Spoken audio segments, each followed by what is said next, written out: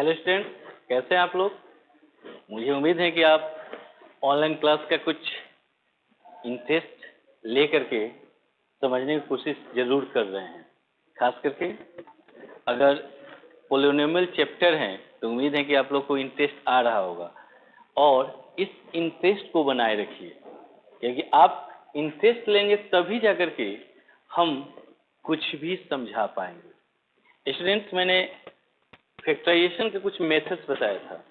उस मेथड्स के क्रम में आज मैं 5th मेथड बताने जा रहा हूं और इस मेथड का नाम है स्प्लिटिंग ऑफ मिडिल टर्म। अभी तक जो भी हमने मेथड का इस्तेमाल किया है और वह मेथड को कैसे हम यूज करेंगे, यह समझते हुए आपको यह 5th नंबर जो मेथड है यह सबसे इंटरेस्टिंग मेथड और इसका इस्तेमाल अधिक से अधिक किया जाता है। क्वेश्चन अलग अलग स्ट्रक्चर का दिया हुआ रहेगा और अलग अलग स्ट्रक्चर के क्वेश्चन में आप जरूर देखेंगे कि कैसे इसका इस्तेमाल किया जा रहा है। हम इस मिडिल टर्म को कैसे तोड़ा जाएगा उसका स्टेप तो बताऊंगा ही, लेकिन साथ ही साथ आप ये देखेंगे क्या कि कैसे इसको मिडिल टर्म को तोड़ा जाता है, इसका स्ट्रक्चर कैसे बनाया जाता है, इस पर ध्यान से देखेंगे। मान लीजिए कि आपको एक क्वाड्रेटिक इक्वेशन दिया हुआ है ax² + bx + c, जहां पर a, b और c ये तीनों हमारा एक रियल नंबर, खास करके रियल नंबर है,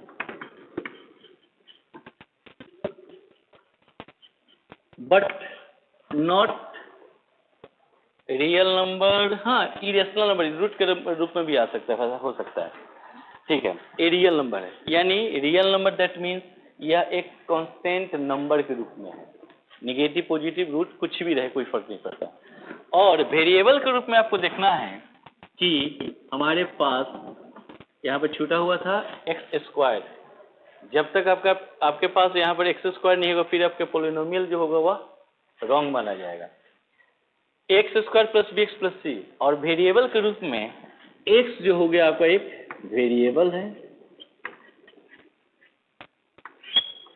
हम इस मिडिल टर्म के रूप में देख रहे हैं कि bx दिया हुआ है, जहां पर bx को हमें दो टर्म के रूप में कन्वर्ट करना है। दो टर्म, वह कौन सा? तो वह दो टर्म के रूप में होगा आपका क्या, तो p और q के रूप में। ध्यान से समझेंगे, p और q के रूप में, यानी इसको हमको दो टर्म में बांट देना है। और लास्ट वाला जो टर्म होगा वह यह जो मिडिल टर्म के जो बीच का जो दो टर्म के रूप में दिखाई दे रहा है, उस दोनों टर्म का प्रोडक्ट के रूप में।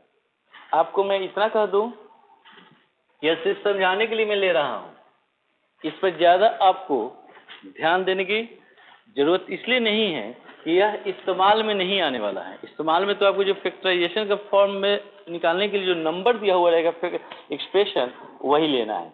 लेकिन हम सिर्फ यह समझाने की कोशिश किए कि किस तरह से हमको इसको दो टर्म में तोड़ना है और दो टर्म तोड़ने के पीछे रीजन क्या है, यह अब हम बताने जा रहे हैं। यहाँ पे एक्चुअल क्या करना है कि जो भी क्वेश्चन दिया हुआ रहेगा वह प्रायः आपको 3 टर्म के क्वेश्चन रहेंगे। कितने टर्म्स बोले? 3 टर्म। मान लीजिए फर्स्ट एक क्वेश्चन मैंने लिया है कि 6x² + 7x + 2, 6x² + 7x + 2, और 6x² + 7x + 2 में इस एक्सप्रेशन को आप देख रहे हैं तो आपके पास 3 टर्म्स दिखाई दे रहे हैं। अब आप फर्स्ट मेथड के अनुसार से सोचते हैं कि इसको ग्रुप बना लिए जाए, तो आपके पास ग्रुप बनाने लायक नहीं है, क्योंकि हम ग्रुप बनाएंगे तो जब तक हमारे पास इवन टर्म्स नहीं रहेंगे तो ग्रुप बनाकर कोई फायदा नहीं होगा।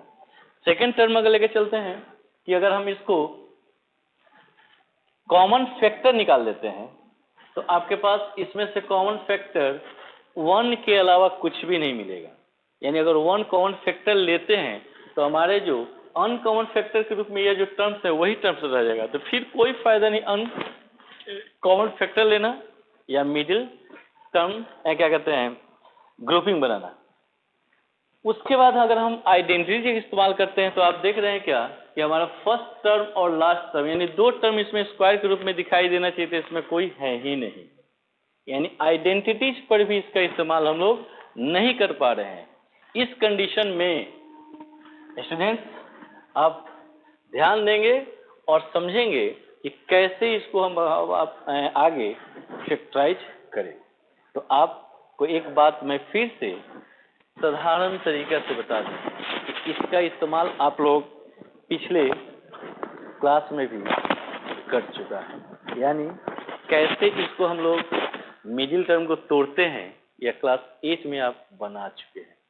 बस आपको एक बार फिर से मैं रिवाइज करते हुए आगे बढ़ता हूं, इस पर ध्यान से देखेंगे। आप हमेशा इसमें से एक कांस्टेंट टर्म को ध्यान देंगे जिसमें कोई भी वेरिएबल ना हो, यानी that is last term, and first term is coefficient of quadratic variable, यानी क्वाड्रेटिक इक्वेशन। क्वाड्रेटिक इक्वेशन करने का मतलब इक्वेशन तो नहीं, एक्सप्रेशन जिस वेरिएबल का पावर 2 हो उसका कोफिशिएंट। तो हम देखते हैं कि यहाँ पर हमारे पास 6 है और यहाँ पर 2। तो फर्स्ट स्टेप आपका कि आप फर्स्ट टर्म का कोफिशिएंट और लास्ट टर्म का कांस्टेंट टर्म का प्रोडक्ट निकालेंगे। तो ये आपका होगा 6 इंटू 2 12। स्टेप को ध्यान से देखेंगे, मैंने क्या किया कि दोनों का प्रोडक्ट, तो 6 इंटू 2 12। अब 6 और 12 का प्रोडक्ट 12 निकला, तो हमारे पास 12 का दो फैक्टर के रूप में 6 और 2 निकल गया। अब आपको सोचना है कि 6 और 2 को अगर हम सम निकालते हैं तो क्या 7 हो रहा है? तो 6 और 2 प्लस करते हैं तो 8 होता है, यानी 7 नहीं हुआ। और 6 और 2 का डिफरेंस निकालते हैं तो क्या 7 हो रहा है? तो नहीं, यहाँ पर भी 6 और 2 का डिफरेंस 7 नहीं है, 4 होता है। तब हम क्या करते हैं कि यानी हमारा 12 का जो फैक्टर 6 और 2 है वह सही नहीं है। तब हम दूसरे फैक्टर के बारे में सोचेंगे। तब आते हम 3 इंटू 4। 3 इंटू 4 क्या होता है? 12। अब बताइए 3 और 4 को प्लस करेंगे तो कितना होगा? गुड, 3 और 4 को हम जोड़ेंगे तो 7 होगा। हमको 7 चाहिए और हम जोड़ रहे हैं तो 7 हो जा रहा है। तो आप इस 7 को ही अब 3 और 4 के रूप में जोड़िए, मैंने लेकर चलिए दो टर्म्स के रूप में। तो अब हम क्या करते हैं 6x² plus 3x plus 4x। मैंने 7 को 3x प्लस 4x के दो टर्म्स के रूप में निकाल दिया और हमारा लास्ट टर्म दिया हुआ है 2। दो टर्म हमारा अब 4 टर्म में कन्वर्ट हो गया और जैसे ही 4 टर्म में कन्वर्ट हुआ तो फिर आप ग्रुपिंग अब निकालिए। याद होगा कि मैंने ग्रुपिंग मेथड फर्स्ट ही मेथड के रूप में इस्तेमाल किया था। तो अब हम क्या करते हैं, इस दोनों का ग्रुप और यह दोनों का ग्रुप लेकर चलेंगे। यह दोनों के ग्रुप में देखते हैं कि हमारा कॉमन फैक्टर के रूप में क्या आ रहा है। तो इस दोनों में देखते हैं तो 3x, तो आपके पास बच गया 2x प्लस कितना 1। कहीं क्वेश्चन गलत तो नहीं हो रहा है? 3x 2x²। देख लेते हैं, एक मिनट। क्वेश्चन